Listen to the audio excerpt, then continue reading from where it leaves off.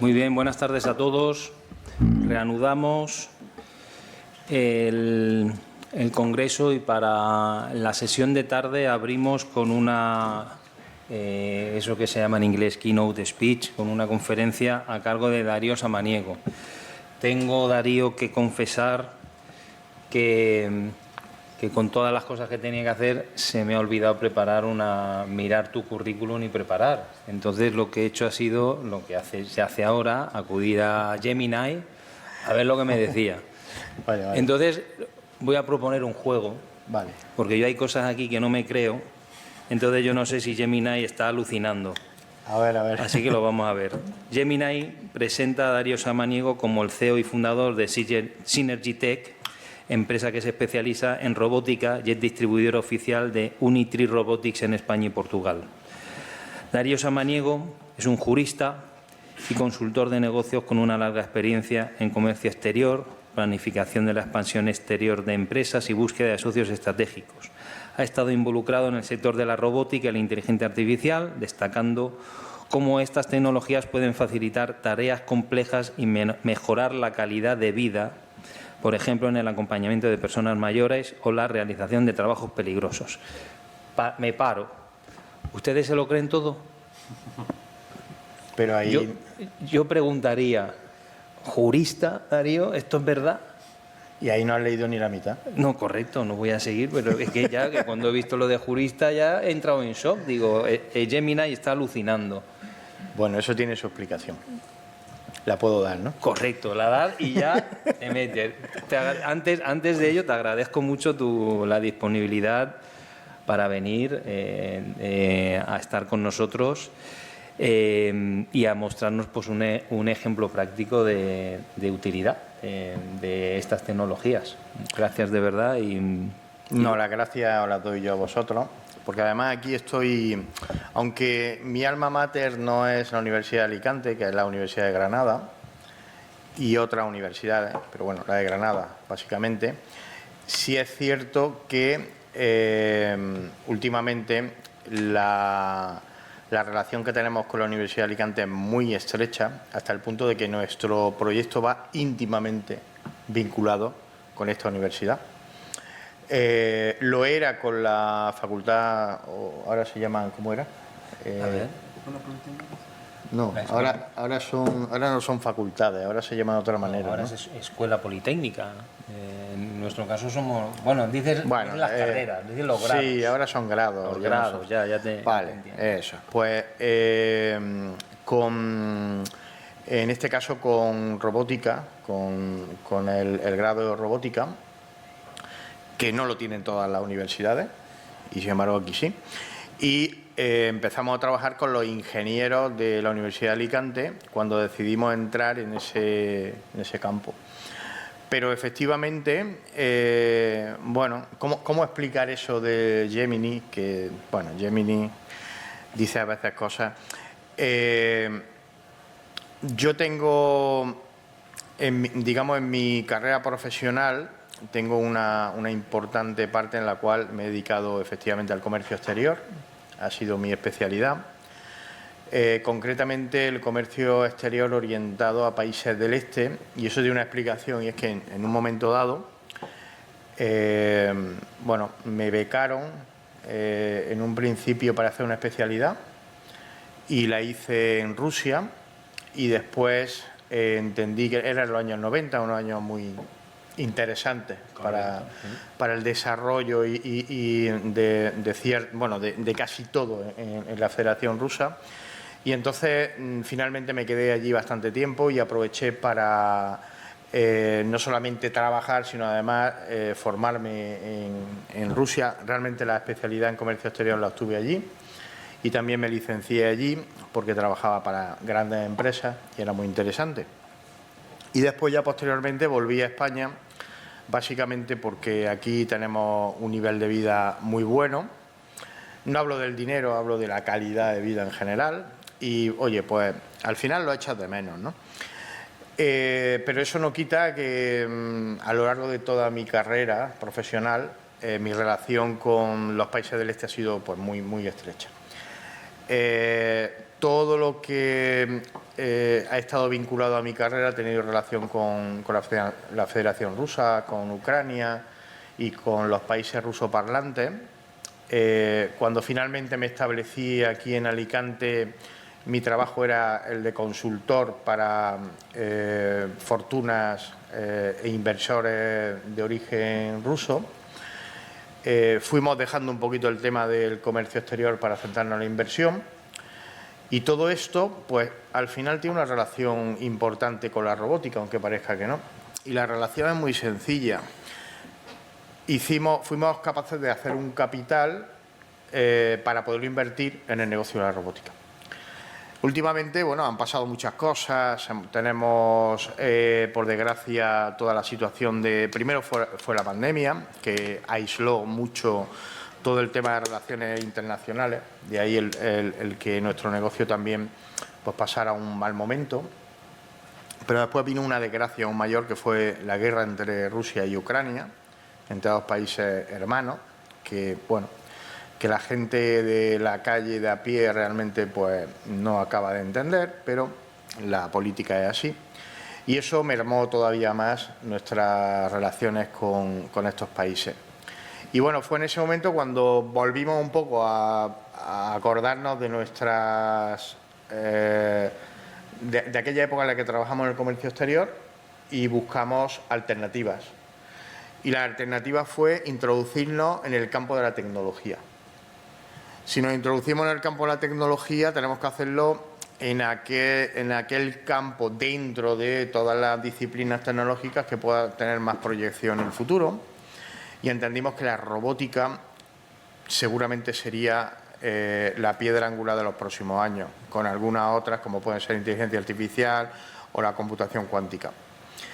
Y llegamos a ese momento en el que bueno, también juega la suerte en todo esto. Encontramos una muy buena empresa que conseguimos interesar, que fue Unity Robotics, y con quien cerramos un magnífico acuerdo de colaboración que va creciendo cada año, se va haciendo más fuerte. Y bueno, al final esto se puede resumir en algo muy sencillo, y es que gracias a las disciplinas integradas en el mundo del derecho, fuimos capaces de desarrollar un proyecto que nos llevó a otro, que era la robótica. Y el derecho no acaba ahí. O sea, el derecho todavía continúa dentro del proyecto de robótica porque hay una parte importantísima que hay que desarrollar, que es precisamente todo lo relacionado con la regulación, que por el momento es bastante pobre y no hay muchas publicaciones al respecto, con lo cual eso también animaría desde este Paraninfo a que se hiciera, ¿no? Incluso a estimular el que nazcan nuevas iniciativas que nosotros estaremos encantados de apoyar para que existan unas corrientes nuevas que puedan ayudar en la regulación. Y bueno, en definitiva, la historia es así, con lo cual es cierto, eso no quita, es cierto de que sea jurista, eso no quita la pasión que tengo por la tecnología y la robótica, que hay que tenerla para poder meterse en este fregado, ¿no? Pero en el fondo yo creo que simplemente he buscado cómo conjugar las dos cosas que más me gustan y aquí estamos.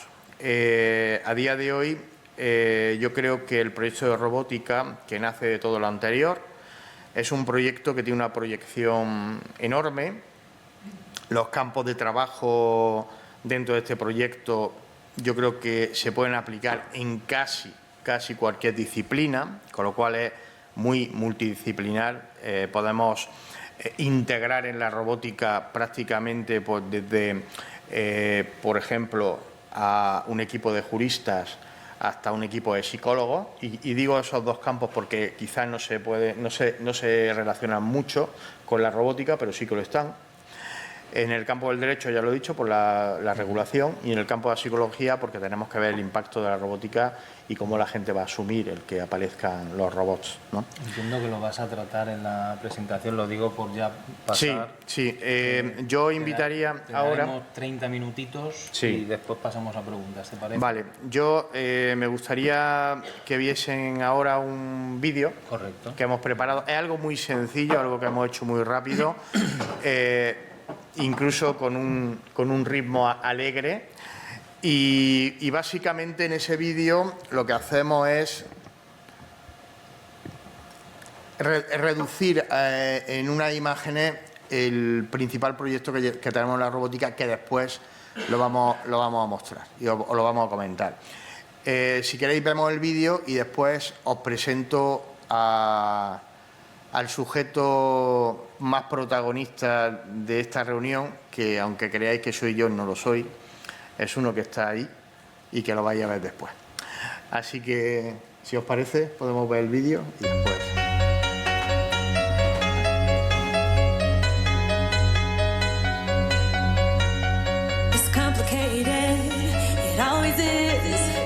Just the way it goes. Feels like I waited so long for this. I wonder if it shows. Head underwater, now I can't breathe. It never felt so good. 'Cause I can feel it coming over me. I wouldn't stop it if I could. Will I take over? Yeah. You know you can't deny. Will I take over? Yeah. 'Cause something's here tonight. Give me a reason. I gotta know. Do you feel it too? Can't you see me here on overload? And this time I blame you. Looking out for you to hold my hand. It feels like I could fall.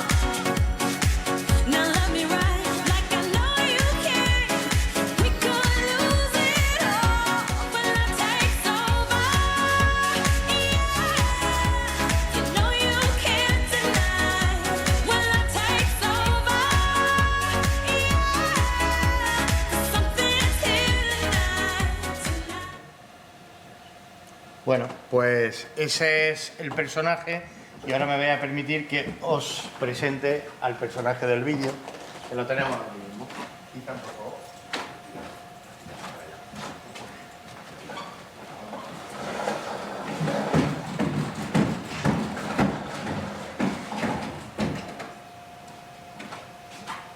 Bueno, pues este es el protagonista del vídeo, es la versión inicial. Realmente lo que tenemos aquí es un robot de demostración, no es el que tenemos en nuestro laboratorio, pero sí que es muy parecido al que vamos a poder tener en un futuro cercano, introducirlo y tenerlo en muchos contextos sociales, y de eso es de lo que ahora vamos a hablar un poquito. Muchas gracias. Que salude un poquito y que podamos verlo un poco actuar.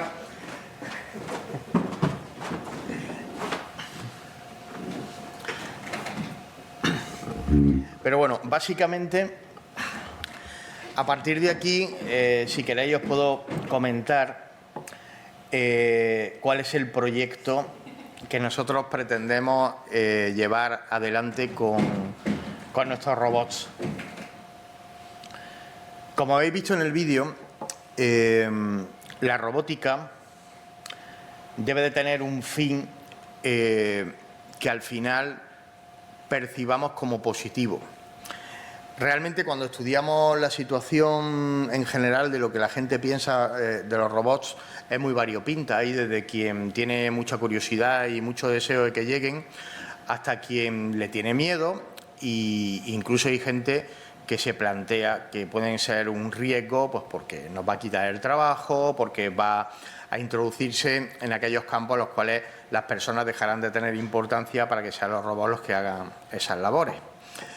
Pero yo entiendo que no es esa la función de los robots y la planificación que tenemos que hacer desde ya para que la sociedad adopte al robot tiene que partir de un punto en el cual la sociedad entienda que el robot está para ayudarnos, es un complemento, no es un instrumento para sustituirnos, sino un instrumento que hemos creado nosotros para que nos ayude. Si pensamos que el robot viene a sustituirnos, yo creo que nos estamos equivocando. La mente humana muy difícilmente se va a poder sustituir, al menos yo creo que en los próximos muchos cientos de años eso no va a ocurrir. Pero mientras tanto, seguimos pensando que el robot podría acabar ocupando espacios que ahora ocupan los humanos. En cierto modo, es verdad. Es decir, hay espacios que ocuparán los robots y que a día de hoy ocupan los humanos. Pero nos tenemos que plantear un poco cómo queremos que eso ocurra y hasta qué punto es importante que eso ocurra en un plazo más corto o más largo. Nuestra idea ha sido introducir el robot en aquellos sectores en los cuales creemos que va a tener una repercusión mayor positiva. Y uno de ellos es importantísimo para nosotros, la ayuda a las personas. La ayuda a las personas creemos que es un tema cada vez más actual porque, bueno, pues a gente de nuestra edad a lo mejor todavía no, pero en cuanto empecemos a entrar en otros periodos de nuestra vida, vamos a necesitar ayuda y vamos a necesitar asistencia. Y la población española, por poner un ejemplo, cada vez envejece más, es más envejecida. Con lo cual, los recursos son limitados y tenemos que encontrar una solución para que con los recursos limitados podamos cumplir con esos mismos objetivos. La idea nuestra os la voy a resumir en una simple... simplemente explicando cómo podría esto ocurrir. Y nos vamos a imaginar una residencia de ancianos, por ejemplo, en la cual nuestro robot pues se encarga en primer lugar de tener una relación directa con los residentes, puede hablar con ellos, puede comunicarse, pero además tiene la capacidad de conocer quién es cada uno de ellos, su nombre, cuándo nació, de qué época es, en qué momento desarrolló su vida, en qué lugar, en qué trabajó. Y todo esto, que al final pues siempre decimos, me he sentado con el abuelo y me ha contado su vida. Pues sí, porque cuanto más mayores somos, más nos gusta contar lo que hicimos, a todos. Entonces, esa persona mayor que necesita esa comunicación puede encontrar en el robot alguien que realmente le escuche, pero no como una máquina, sino como algo más allá de una máquina. La inteligencia artificial nos ayuda a humanizar toda esta reacción y nos ayuda a que casi nos sintamos confortables hablando con lo que en principio es una máquina. Si seguimos perfeccionando el sistema de inteligencia artificial, que es lo que va ocurriendo y lo que esperamos que siga ocurriendo cada vez a una mayor velocidad, la diferencia entre hablar con una inteligencia artificial o con una persona cada vez va a ser más pequeña y crearemos algo muy importante que será la empatía.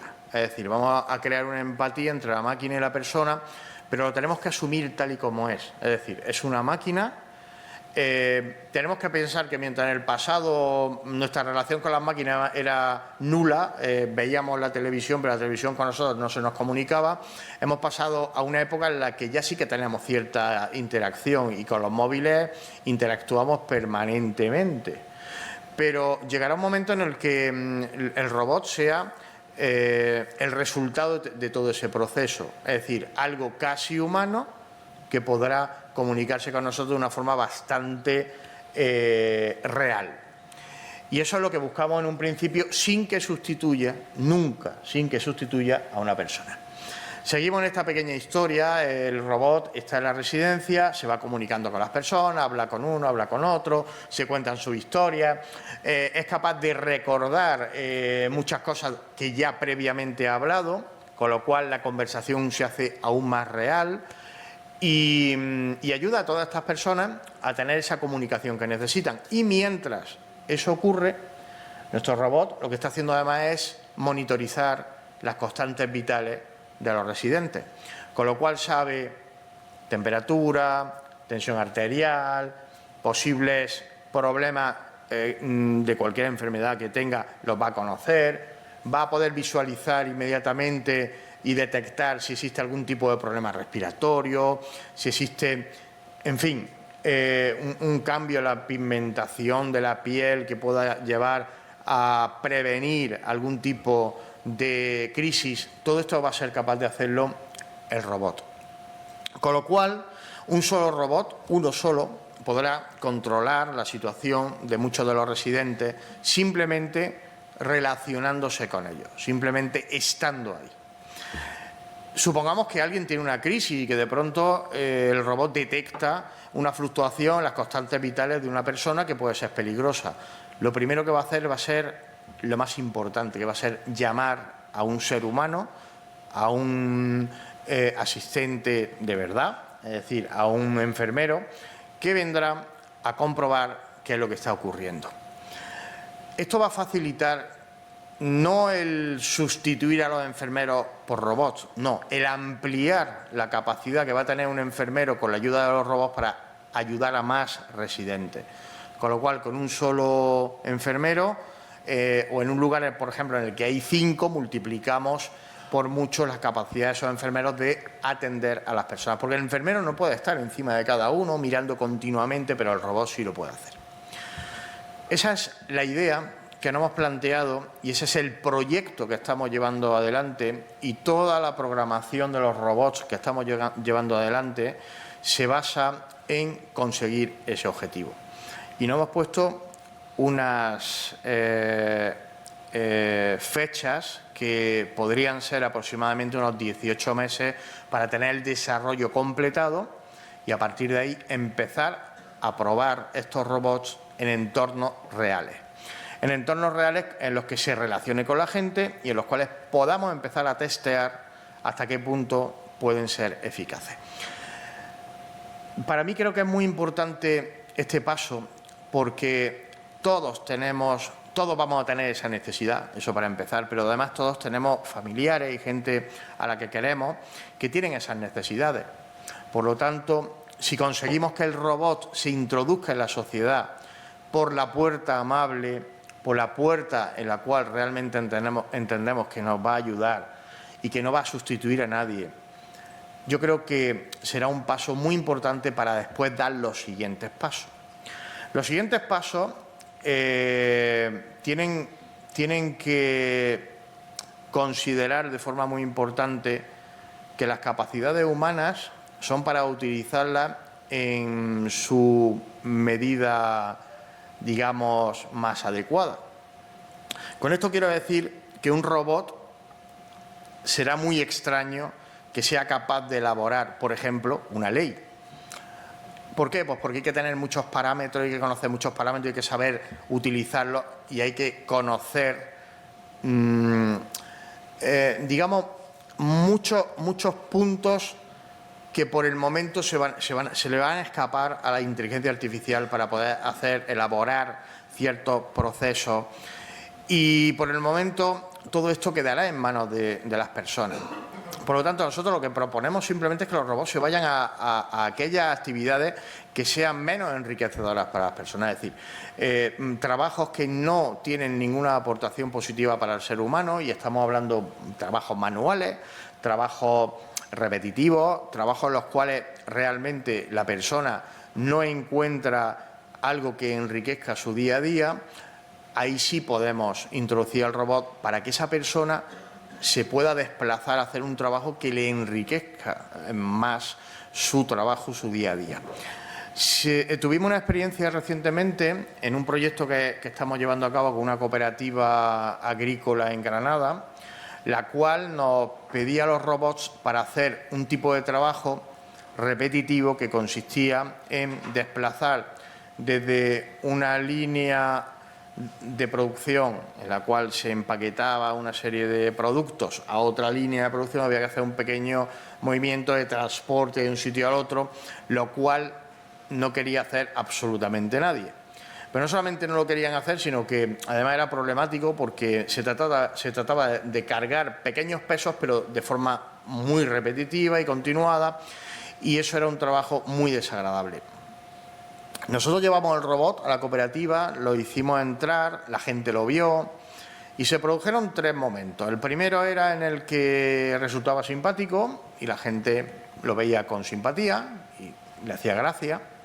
El segundo era cuando ya pensaban, vaya, pero ¿para qué ha venido aquí? O sea, ya la gracia se le ha quitado, ¿no? Porque a ver si ha venido a quitarme mi puesto de trabajo. Entonces había un punto de miedo, una inflexión ahí.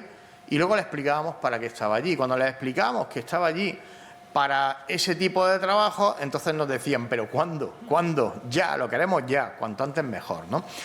Y bueno, eso en cierto modo nos indica justamente lo que puede pasar. Es decir, las personas que dejen de hacer un trabajo desagradable para hacer uno agradable y que ese trabajo esté ocupado por un robot, entenderán que, bueno, van a poder utilizar su intelecto, su capacidad. Lo más importante que tenemos es precisamente esa capacidad de pensar, ¿no? La van a poder utilizar de una forma mucho más provechosa y más enriquecedora para el ser humano que no un simple trabajo repetitivo que no requiere nada y que lo puede hacer simplemente una máquina.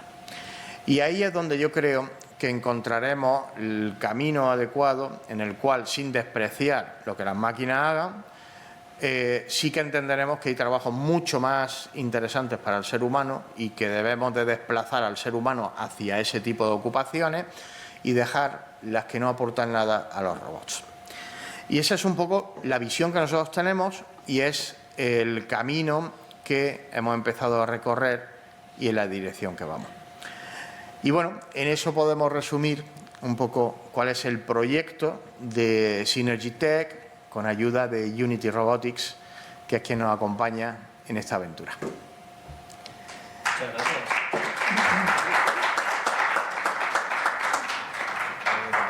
Veo que incluso lleváis la misma pulsera.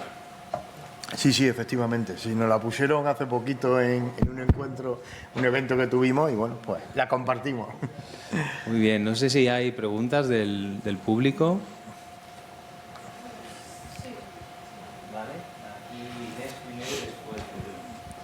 A mí me gustaría saber si en el diseño de estos robots habéis previsto alguna parte de...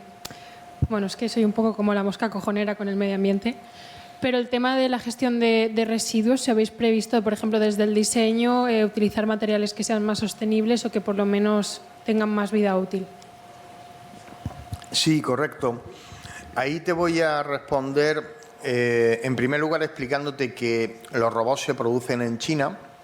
Es decir, la fabricación se hace en China. Nosotros somos partners de la empresa que fabrica, con lo cual hay una parte, digamos, que no controlamos nosotros directamente. Pero sí que somos una empresa desarrolladora que le aporta ideas al fabricante.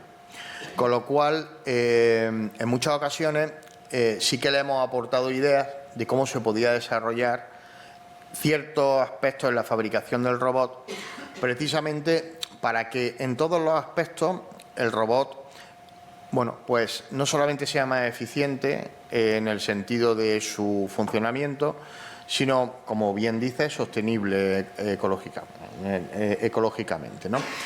La cuestión principal que yo creo que tenemos que cambiar en los robots es la fuente de alimentación, es la fuente de energía. ¿Cómo lo hacemos? Bueno, recientemente hemos empezado a trabajar con algunos especialistas en nuevas tecnologías para la producción de baterías y lo que estamos buscando sobre todo es la transición a 2 tipos de baterías que creo que van a cambiar sustancialmente todo el problema que hay con la batería de litio actualmente, ¿no? Una es el desarrollo de la batería de sodio, que sería un tipo de batería que ecológicamente sería muchísimo más sostenible y la cual los residuos que produce son mínimos y además la producción exige menos energía, con lo cual estamos realimentando el canal, digamos, de una producción más sostenible.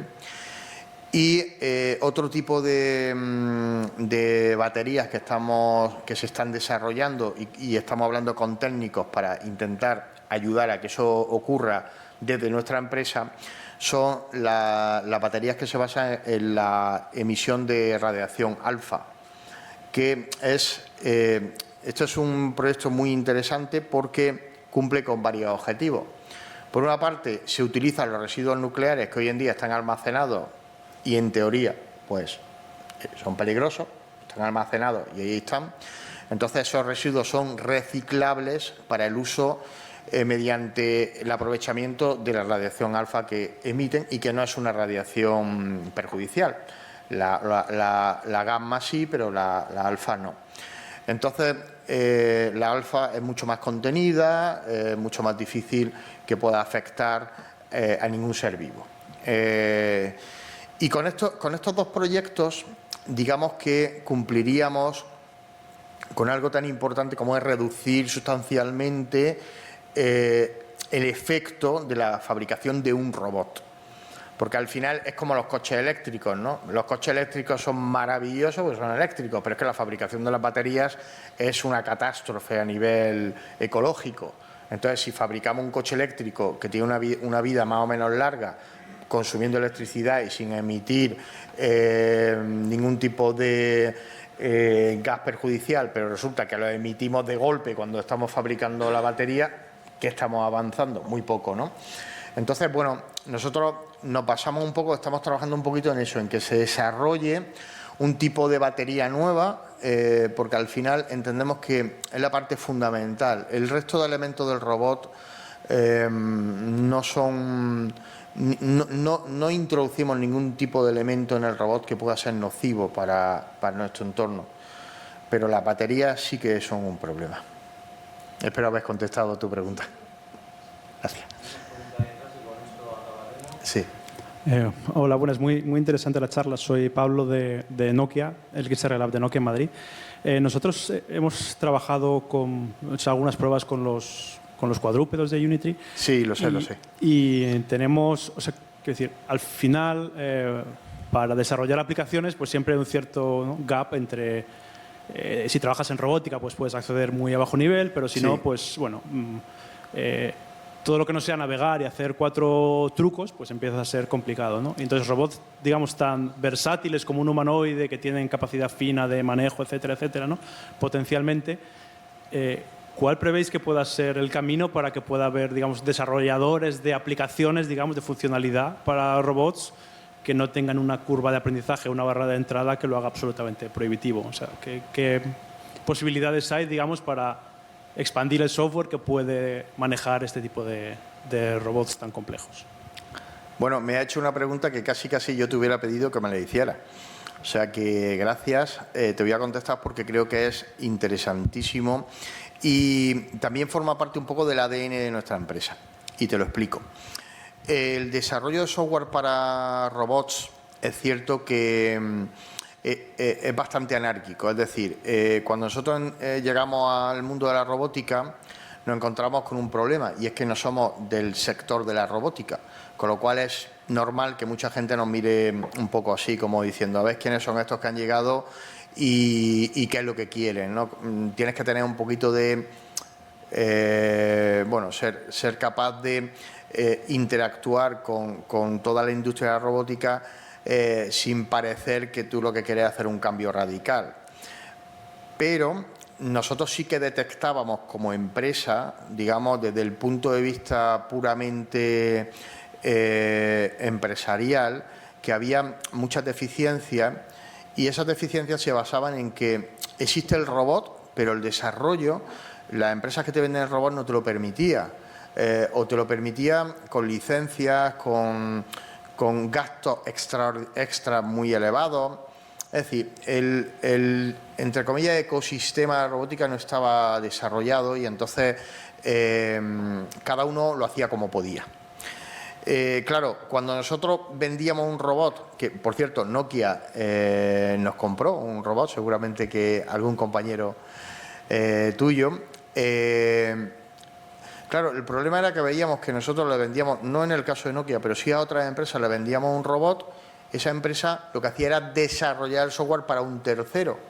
Si yo te vendo a ti un robot que vale 12.000 euros y el tercero lo compra en 150.000 porque está pagando el software, estamos hablando de que eso no nos lleva a ninguna parte. Es decir, yo para qué quiero un robot que vale 160 o 170.000 euros, que me va a durar 2 años funcionando, después, en fin, no es una fórmula que nos lleve a ninguna parte. Entonces, lo que hicimos nosotros fue un poco pensar en que había primero que resolver eso, pero primero porque si no yo no vendo un robot. Es decir, ¿a quién le vendo yo robots si le tengo que vender un robot por 12.000 y decirle que se gaste 150 en un desarrollo de software? Ahí surge un poco la idea de vamos a convertirnos en desarrolladores y te voy a dar una base de software con una licencia.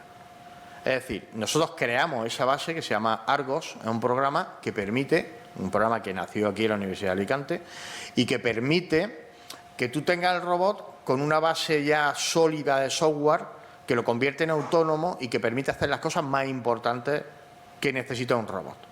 Para que nos hagamos una idea, un robot, yo a veces en la comparación lo hago con una persona, ¿no? Desde que nace, ¿no? Cuando una persona nace, lo primero que aprende es a entender un poco dónde está y andar.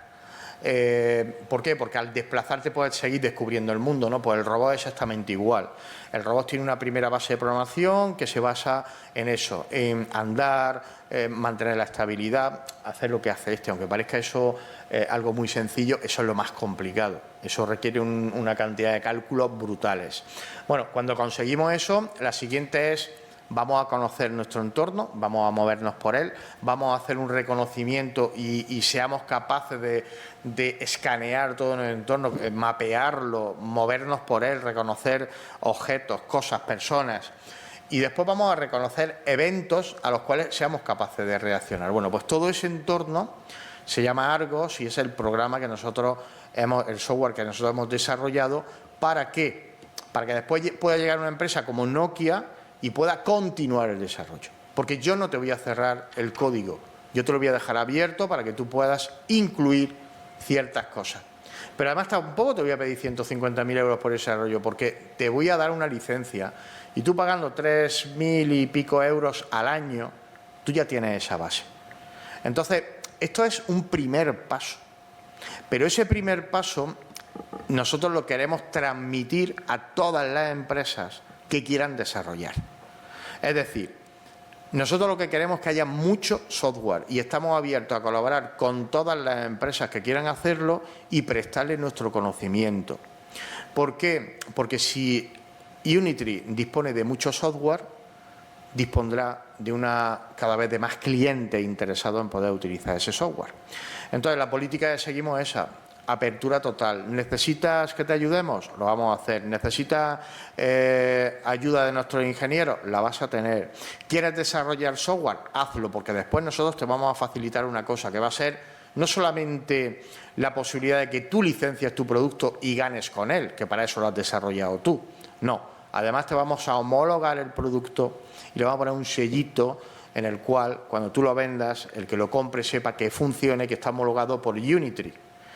Y bueno, lo que estamos simplemente es poniendo las bases de algo que no es ningún secreto, es algo que ya ha ocurrido antes, en otros campos, pero ya ha ocurrido. Simplemente lo estamos haciendo. Y el mejor ejemplo, yo siempre pongo el mismo porque es muy interesante, y es cuando se empiezan a desarrollar las plataformas de videojuegos. Las plataformas de videojuegos que realmente triunfan no son las mejores, no son las que tienen unas mejores cualidades o calidades gráficas, no. Son aquellas que tienen una mayor cantidad de juegos porque abren su código y dejan que los programadores de cualquier sitio desarrollen y puedan vender ese software compatible con la plataforma. Pues la idea que nosotros tenemos es exactamente la misma: desarrollar todo lo que queráis. Y nosotros os vamos a ayudar después incluso a comercializar. O Si soy una pequeña empresa que no sabe cómo hacerlo, no te preocupes. Haz el programa, yo te ayudaré a que licencie, a que después lo puedas vender, incluso te haré de canal de ventas. Y esa es un poco la política que estamos utilizando. Muy bien, excelente. Muchas gracias, Darío. Te invito a que te quedes con nosotros un ratito en las dos Claro. mesas, que veréis que seguro que surgen temas colaterales de los que podemos discutir. Muchas Fenomenal, gracias. aquí me quedo.